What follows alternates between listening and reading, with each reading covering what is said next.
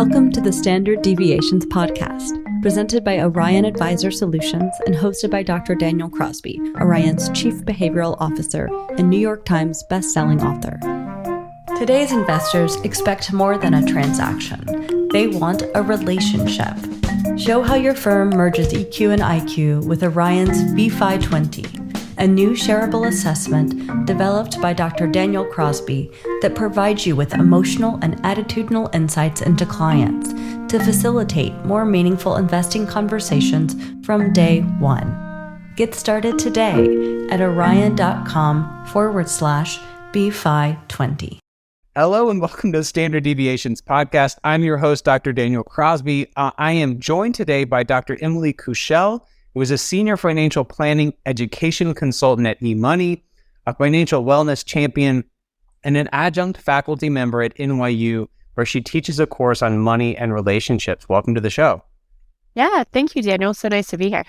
Yeah, great to see you again. I ran into with a conference with two-time guest, Dr. Sonia Luter. One of our favorites of the show, did a recent episode on love and money and her workbook on that topic. That was just great. So I know we're both big fans of hers, but I am writing a new book right now, very painful, and financial wellness will feature prominently in it. And I had never, I'm a bit embarrassed to say, really gone down the rabbit hole with financial wellness. And once I started to, one of the things that struck me was just how little consensus there was around the term financial wellness. There's sort of all these adjacencies, there's related terms, and I really liked your definition of it. You, in one of your research papers, you give your definition of it, and you even say in the paper, look, I was very thoughtful and intentional about this definition. So I'd be curious to have you share that definition and how you arrived at it and sort of the practical difference it makes in your work. Yeah, absolutely. And honestly, I couldn't agree more. If you search for financial wellness, it will lead to hundreds, if not thousands, of different websites and programs and products and really everything in between. I think financial wellness has been definitely a buzzword over the last few years. And what we did at eMoney is we decided to look into these different interpretations of financial wellness, actually going out and asking people, what are some of the themes that people think of when they hear financial wellness? And so really, as a result of some of those efforts, was able to come up with what I would call a short form definition of financial wellness and then a long form of it. But the short form really being in having this healthy relationship with money. But I want to get into the long form because it gives a little bit more context to it. So financial wellness, the way that we see it, has many layers, but really at its core implies this healthy relationship with money. It's a positive state of being, and it's all coming from your relationship with your finances. But the impact of financial wellness goes into a whole host of aspects in your life. So we look at it from mental, emotional, physical, relational, and even spiritual health. I think one of the key things that we uncovered and that we keep in our definition in this long form is that there's no specific number that, specifies that you have reached or achieved financial wellness, but rather it's ultimately achieved through taking action and just understanding your own financial situation and taking the steps to improve it and ultimately maintain it. In addition to kind of those thoughts around financial wellness, we also know that it just means different things to different people. And it's based off of, age, income level, your aspirations, your goals in life. But each one of these, right, they can lead to this sense of preparedness and confidence and security. And something that we talk a lot about is financial peace of mind. So we were really intentional in the way that we developed this and trying to make sure that we were covering all of the complexities and the dynamic nature of financial wellness, but then boiled it down to, that positive state of being in our, again, kind of this short form definition that we're using. Yeah. If you look at some of the more conventional definitions of financial wellness, it's something more akin to like an ability to meet current and future financial obligations. And that's really all about a number. And so if you had enough wealth, you would tick that box. You could have enough money to meet all of your current and future obligations, but really be very unwell with respect, Right. sort of how well adjusted you are and how comfortable you are, your sense of enough, your sense of abundance, being giving, 100 other things. So it really isn't, I don't know that numbers have nothing to do with it. Certainly there's a sort of a minimum threshold, but it's much more than a number. And I think any definition of financial wellness that doesn't understand that is severely lacking. In a recent piece, you talked about 3 actionable steps for incorporating financial wellness into planning conversations. And I was wondering if you could share some of that practical knowledge with us. Yeah, absolutely. And just to go back to your previous point, I think you raise a really good, question and consideration around wellness and well-being. There's really great work out there from the CFPB, who has their scale and definition of financial well-being. Drew actually looks into the difference between well-being and wellness, and he centers it a lot on health, and then looks at well-being as something similar to being able to provide for yourself, to be able to have a secure financial future, and that has a little bit more of a monetary aspect to it. So I think just for something of food for thought for people as we look into, are we using some of these terms synonymously, or are these some of these there are nuances between them when we look at wellness and well-being? So food for thought for conversation purposes going forward. But yeah, you're right.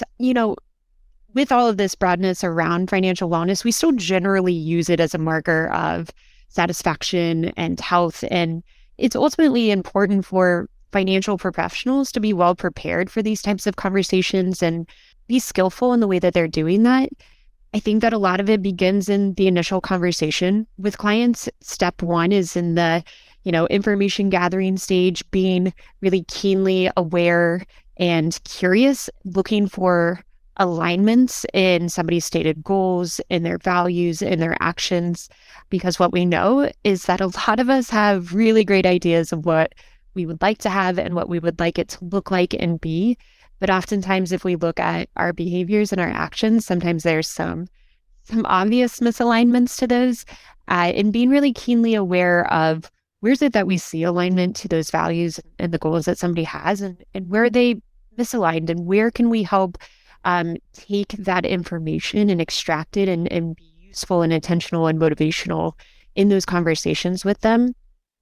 Now, while I say that it starts kind of in the stage 1 of those conversations, it is absolutely something that requires check-in and evaluation and looking at progress and updating those conversations and the financial plan as you're doing so, because life changes, as we know, and sometimes we're not meeting with our advisor as often as our life is changing. So also encouraging that clients reach out and let us know, have there been any, kind of notable changes that are also going to perhaps change the way that we have aligned these goals and values, and ultimately kind of our version of financial wellness.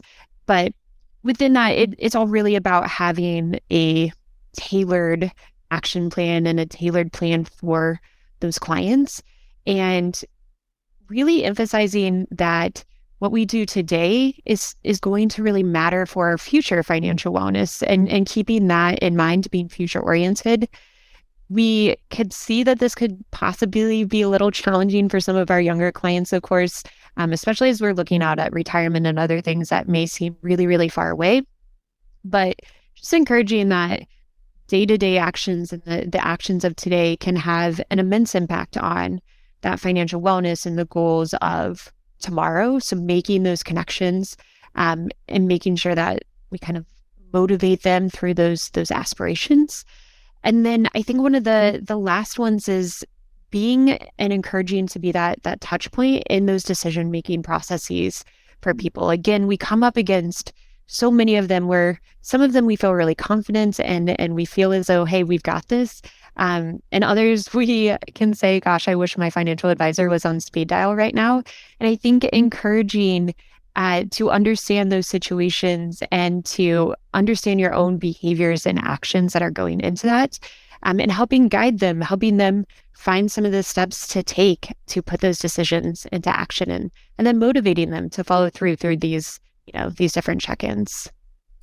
Yeah. So as a follow-on to that first piece, I love the idea of sort of, drawing out their values. That's something we're working on right now at Orion. Drawing out and making those values explicit, and then looking for incongruence between sort of stated values and behaviors. But it strikes me as a potentially thorny conversation to say, like, hey, look, you value X, but you're not acting in such a way that X is made manifest in your life. Do you have any, you have, I think, multiple master's degrees in counseling and therapy. Do you have any tips for us about how to gently have that conversation for advisors to point out an incongruency in a way that doesn't, sort of raise the alarm? Yeah, I think so. One of the things that you can do is honestly have out a piece of paper and have somebody think about what is that goal, and help them articulate it. Because here's one of the curious things about money and goal setting and these aspirations is we have an idea of, again, kind of what we would love it to look like, but articulating it to somebody and articulating it to ourselves can be quite challenging, because most of us really haven't been taught how to do that. So helping them articulate, essentially what those goals are that you're working towards, whether that's short-term, long-term, or anywhere in between. So write those goals down. Now, step back one step from there and say, what is it that you believe you're doing today that's working towards that goal? So it's also drawing in a little bit of what we know as solution focus. Let's find some things that you're doing correctly. But in that conversation, more often than not, you'll also start to understand what you're not doing to get to that ultimate goal. So then uncovering that, making sure that there's no shame or judgment behind it. It's okay. We still have our aspirations over here. We're just uncovering maybe what we're doing right and maybe some things we could be doing better. And then setting those action steps and making them incremental. Oftentimes, if we make them just a little bit more bite-sized and easier to get to, we stay more motivated. So drawing on some of the psych as far as like the motivational piece, some people will say, 10% more, 10% more, and that allows people to build. So thinking about what is it that you could do this week, this month, an action step that would help move this forward, and then start to understand how all of that compounds on getting us closer to this goal. So looking at the goal, finding all the great things that you're doing and saying, awesome, and then probably uncovering some things we could be doing a little bit better, and then just putting that plan in place, putting those action steps together collaboratively, right? Like we want everybody to be a part of this. And if we come up with those ideas ourselves, we oftentimes feel more motivated because we have a little skin in the game doing it that way. That's one idea that comes to mind. Yeah. We could have a whole another hour on this, but I would also encourage the advisors listening to check out the motivational interviewing literature. Motivational interviewing is a whole sort of set of techniques about how to have conversations that spur behavior. And I think that's a skill that would serve most advisors well. So I'll just drop that bomb and have absolutely have people do that homework. So, one of the things we did a survey recently with our advisors, and one of the things we find that advisors are looking for right now is personalization. And I think that financial psychology, behavioral finance are really well positioned to help with this process of personalization. In one of your papers, you cited your own research showing that a majority of planning clients think that the advice they receive is too generic, and that 72% are looking for a financial advisor who understands their specific financial stresses and comes up with bespoke solutions to address them. So I'm curious, about your vision, like what's the role of financial psychology in meeting the demand for personalization, and what do some of these solutions look like? Yeah, I think personalization is at, top of mind for so many people, eMoney included. Everybody is looking into personalization. And so we did some research here to understand if there are any disconnects in those definitions or experiences of personalization. And so we went out to the advisors and we went out to the consumers and said, hey, tell us a little bit more. And it defined that for us. Tell us about it. What we found is that for personalization purposes, when we looked at it for advisors and from their perspective, many of them cited that personalization had to do with identifying the client's goals and putting actions behind the client's goals, which is absolutely sound financial planning. I think most of us would agree with that. However, it's really kind of here that we see the heart of some of that disconnect. It's in the type of goals that people are talking about. So for advisors, we generally found, that advisors were looking at this from a monetary standpoint, whereas the consumer or the clients were looking at it from exactly what we were just talking about, is helping me reduce the stress, the anxiety, helping me cope through these times. They even dropped in words around coaching. They talked about having somebody help them through those volatile times, also building the confidence and making their own decisions. So when we talk about goals, even in just the personalization of goals, it looks like we were having a little bit of a different conversation, and people are looking for somebody that considers all aspects of my financial life, both monetary and financial and non-monetary and non-financial. So that seemed to be really interesting. But it's not to say that the financial aspect isn't there. So when we looked at it, we also saw that consumers across all demographics actually mentioned budgeting, especially to help mediate the impact of economic volatility. And that was a top priority for personalization on that side of things. But the number one personalization piece was around helping coping for stress and anxiety and these feelings that we have around those goals and our financial journeys. Wow, it's incredible. I love that first piece. It's like we have to make sure we're optimizing for the same thing. We're having a conversation around goals, but we the financial industry are projecting our goals perhaps of saving X for retirement, when their goal is sleep better at night, enjoy time with my grandkids, whatever the case may be. And of course, as you mentioned, there is a financial component to sleeping well at night and having that time with the grandkids. But it's so powerful to think about, are we on the same page with our clients and their goals? And are we even framing those goals in a way that's salient and speaks to that client? That's really compelling research. I had a conversation yesterday with a large firm, and a subset of their advisors were very skeptical of sort of the power of behavioral finance, the power of financial psychology. And they were asking me, what, basically saying kind of prove it to us that this stuff matters.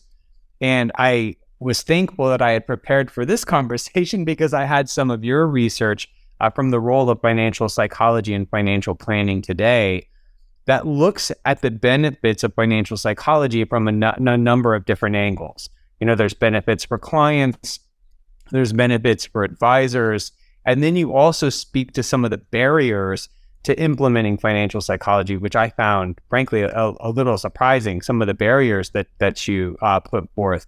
So I'd be interested to have you speak about this paper a bit. What do you see as sort of the advantages to each party, and then where are we falling short, or what are the roadblocks? Yeah. So I would start by saying that there are a lot of people who don't really know what the planning experience looks like, what it entails, the expectations around the planning experience. And oftentimes we find that some people may have some out-of-date ideas about what that is. So for me, just a personal opinion, is that we as an industry really have to showcase the value of financial planning and the value of financial planning with the psychology aspect in there, going beyond just the investment in performance and really encouraging what we know is impactful and beneficial about understanding the person. So I think it's really on us as an industry and advisors and others to help clients and prospective clients know about the experience that they would receive in this planning relationship. And for many, many planners, when it comes to the psychology of financial planning, and as these conversations are coming up, that many of them are probably doing some aspect of it already. For most people, we understand that financial planning is relationship-based, but you may not actually know that you should be highlighting it. You should be talking about it. You should be, letting people know this in the expectations of that relationship. And you absolutely should. So one of the things that we can start to do is we can let people know about this. We can do it through the conversations that we're having with them. And our expectations of this relationship. We're going to dive into understanding the relationship of you and your money, and we're going to use that to understand the financial plan. We can do it in very explicit ways. We can also do it in ways that are a little bit more implicit, and we can build that in through asking thoughtful questions. We can, of course, guide them through kind of these financial journeys that they may not even know that they are on. But kind of going back to people who may not know the impact of financial psychology, we can also build that into some of our branding, letting people know that this is a different experience. The way that we relate to people is different, and we can set up a framework and a scope for them. Again, these expectations, letting them know that we can deliver on these services. But ultimately, when we look at the benefits and the impact of financial psychology, so much of it is going to be that people who are thoughtful and skilled and trained in financial psychology, or at least seeking that education to be, is we often can get to the root of the client. We can get to their why, we can get to their motivation. Oftentimes clients feel more heard, they feel more seen, they get this more personalized experience as we're talking about, and that plan is more reflective of them. They see themselves in the plan, they see themselves in the journey. Ultimately, that's a very validating experience. It's a very motivating experience to see yourself inside of that. Whereas traditionally, we see it a little bit more transactional. And I think setting up the expectation that this is going to look and feel different is really important. And even if it's not explicitly said, I think those feelings of the personalization and validation come through when somebody goes through the psychology kind of skilled version of the financial planning process. So a question for you. Transactional was the word that was in my head as I was thinking about this next question. I think that there's a certain subset of probably every advisor's clientele who almost wants, call it an old school transactional relationship. Like, look, I don't pay you to be my best friend. Like, I don't pay you to shrink my head. Like, I want you to allocate my assets effectively. I want you to report back to me on how we're doing. I want you to be a subject matter expert, and then I want to call it a day kind of thing. Now, for people like this, highly analytical, transactional, whatever we want to call it, is part of personalization just giving them what they sort of ostensibly want? Or do we say, look, there's richness and there's value here that you're not experiencing if we treated this transactionally? And do we have sort of a duty to kind of sell them, I guess, on the BFI approach? I mean, I think that some of that is in a discovery together. There may be an opportunity to work in the best interest of the client, and the client is saying, this is exactly what I want. But I think that it is our duty to at least bring up the value of this work, right? Because oftentimes people may not even know that this work exists. They may not understand or have heard of the value. And it does feel it feels a little mushy, and it feels a little like that's not what I'm here for at all. But I do think that there are approaches and practices that facilitate FinPsych and, some of these softer aspects in a way that doesn't feel so mushy and like I went to my therapist today. I think there are ways that we can get people to talk about their money in a personal way and still uncover their values and motivations. And it doesn't necessarily have to feel like you had a whole therapy session. I think there are different skills and different ways to facilitate financial psychology. But I do find that there is value in at least exploring whether or not that is a fit, and then adjusting your services based off of what you deem is appropriate in the way that you facilitate financial planning, of course. I mean, all of this comes back to your services and your boundaries as well. But opening up that conversation. But I think there's different ways of doing it. I think, again, they're really explicit practices. And then I think there are some that are a little bit more implicit and people may not even know that it's occurring. So I think this next question is a furtherance of this general conversation.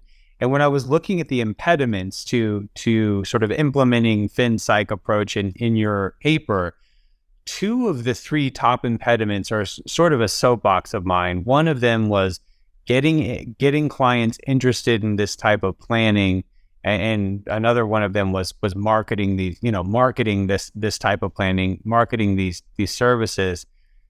I'm a big believer that nobody is asking for this, right? Like nobody is like coming to their financial advisor saying like, wow, like I want a thorough vetting of my personality and my risk composure and my anxiety levels and all these sort of more psychologically minded elements of the planning process. Now, you and I and listeners to the show understand the enormous value of that. But to me, it's almost like you got to bury the vegetables under the cheese or something kind of thing. Like you've got to sort of not hide, but like it should just be embedded. Like it should be part and parcel of this. And I know that some firms really put it on the marquee, right? Like this is what we do. Like you're going to talk about your emotions. You're going to talk about your feelings. I have a ton of respect for that, but I just don't know if the average person is looking for that.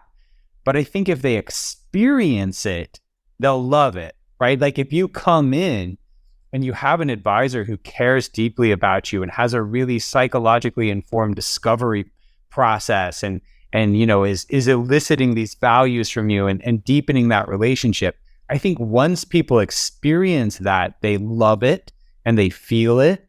But I don't know that marketing it as such is very effective. Where do you kind of fall down on this, having it be more transparent or more opaque, sort of what we're doing? I mean, I think it comes down to, again, your services and what you want people to know exactly about those services. I think there are those that say we are taking a financial therapeutic lens, and we want you to know that in case that's what you're seeking.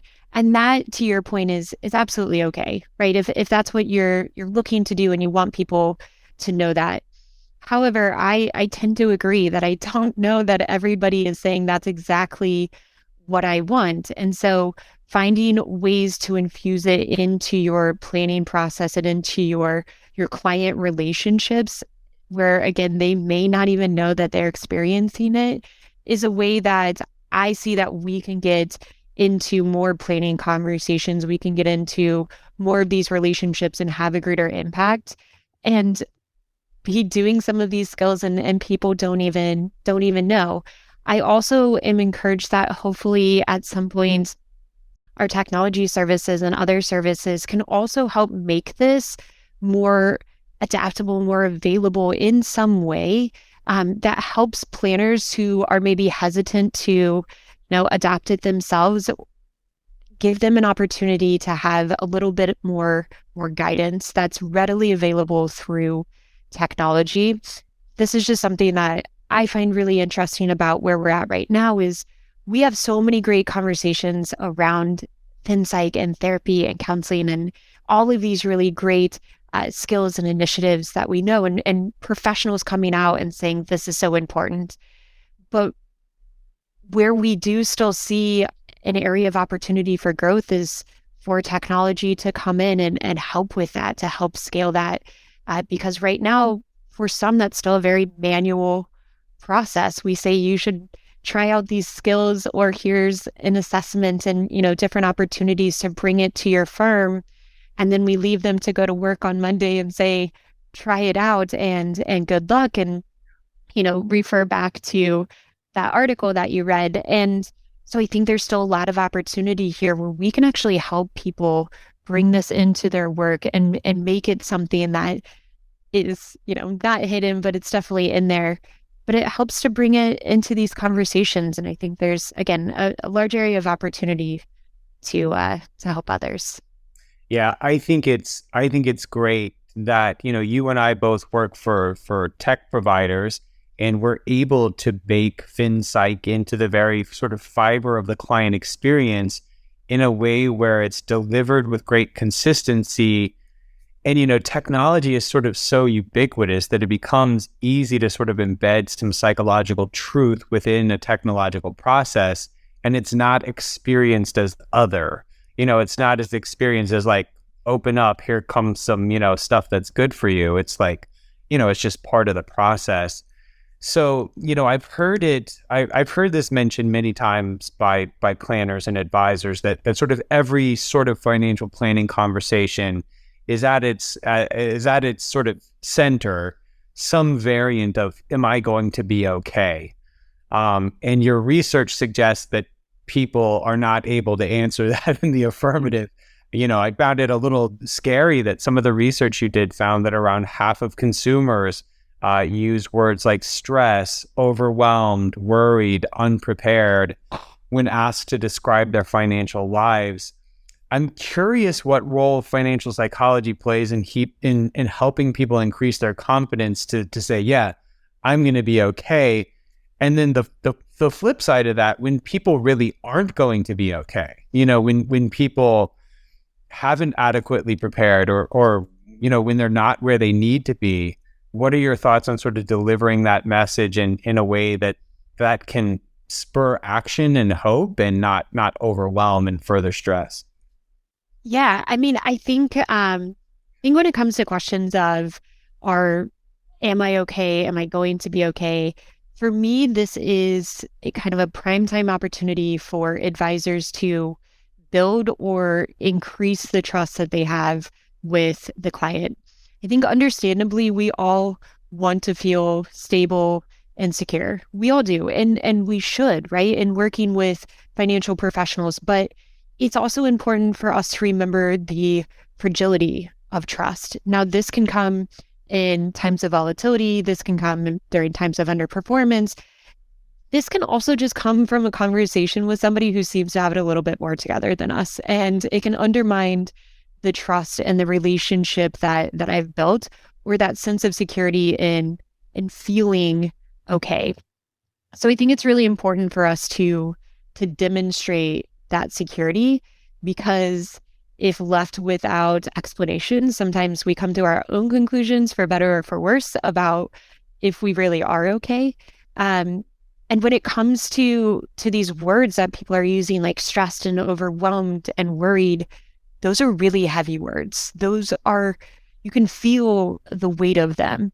But this is an opportunity to possibly reframe and start to help change the narrative by, I think, infusing some of the really great work that comes from positive psych, which I think is really awesome. People who are starting to talk about bringing positive psychology into the work of financial planning. So just for anybody who may be unfamiliar about what that is, just kind of quickly, it's a belief of people wanting to lead more meaningful and fulfilling lives, and feeling, like they are cultivating what is best for them.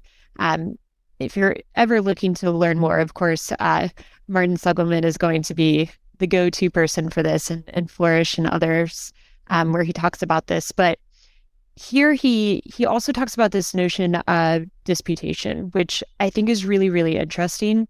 Sarah Acevedo and actually Martin C., they talk about how to infuse some of this into the financial planning process. And I really liked it, especially when we're looking at changing the way that we're thinking and connecting to this. So one of the examples that they gave about disputation is that, let's say that you went to the mall, you overran your budget, and now you think, I am just the worst with money. I can't manage it. This is terrible. And we start to associate some of those negative words to it.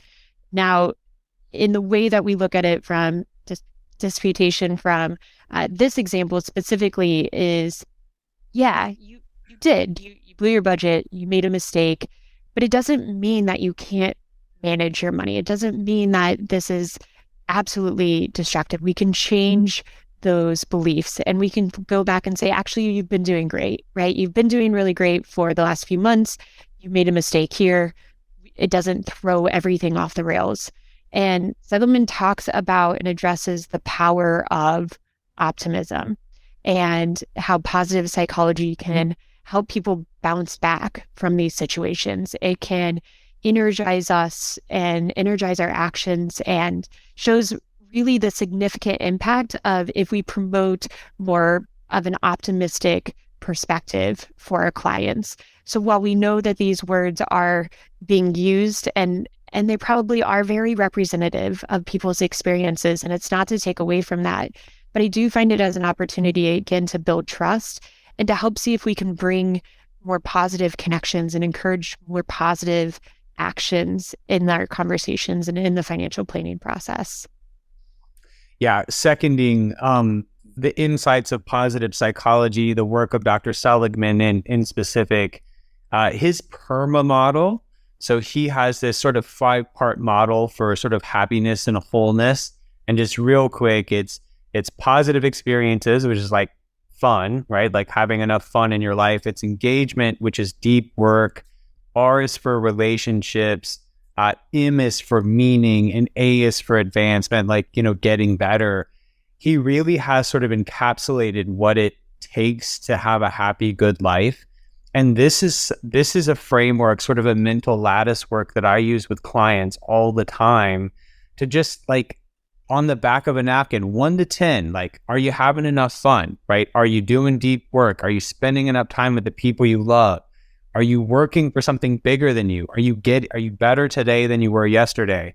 And if something's lacking, where can we meet that need?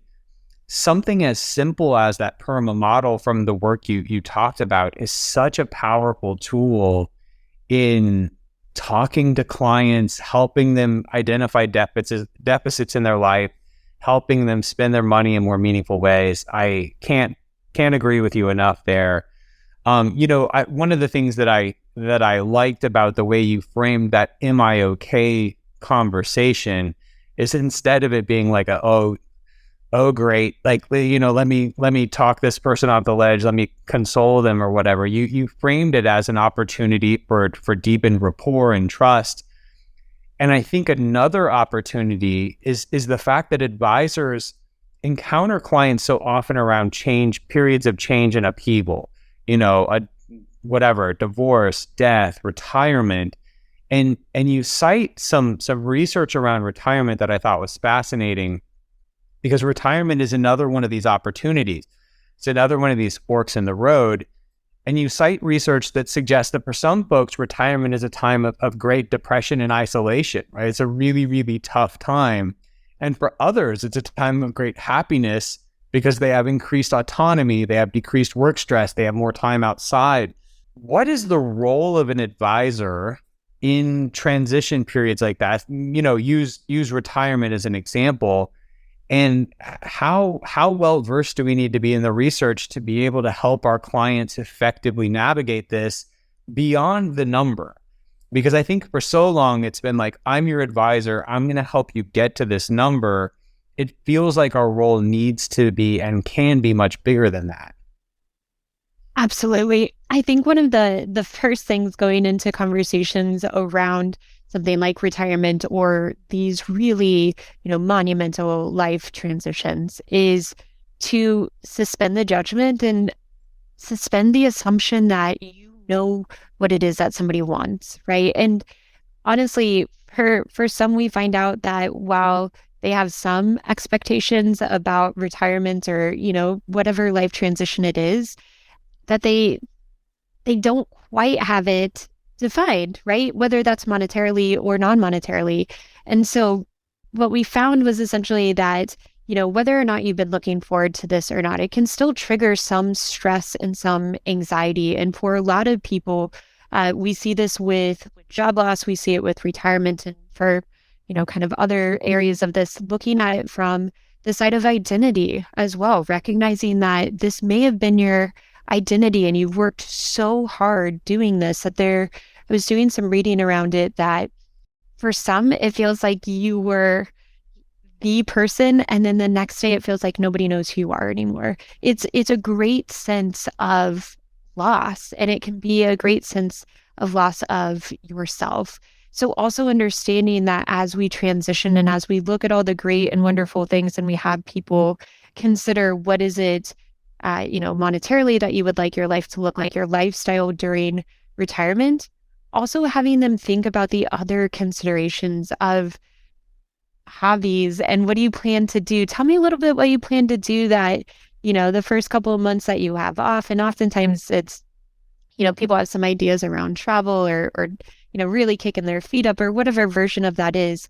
But then take it a little bit further than that and ask to explore, okay, what do you look to do over the next couple of years? And this is where some of that newness of the retirement can start to wear off, and we can help them think about some of the other factors that are related to retirement here and that transition, because again, some of it can lead to, unfortunately, these sense of loss and depression. And I had the opportunity just very quickly to work for a retirement planning firm just straight away from a round of grad school, one of the couple in there. And I worked for this retirement planning firm, and they were usually 10 years from retirement or in retirement.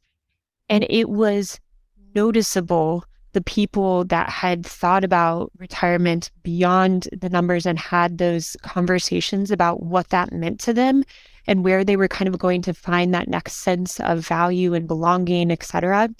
And for some, that would mean, doing a little bit of extra work, getting involved in their community and et cetera.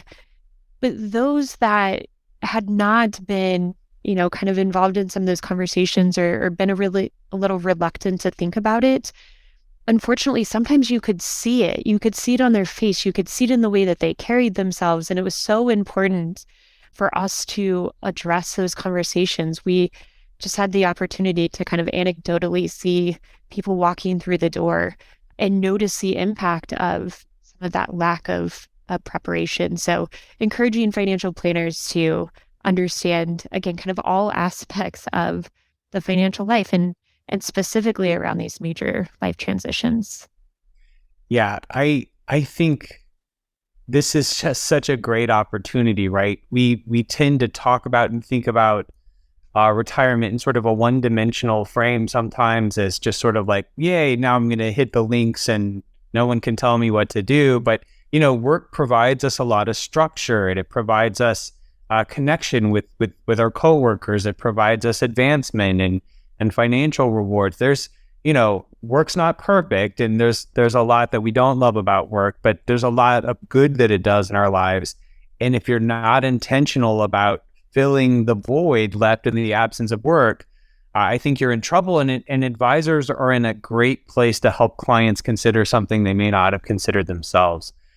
Well, Doc, it's been wonderful. Thank you for everything. If Emily is an incredible follow online, where can we follow you online and sort of keep on top of your research and other things you're sharing? Yeah.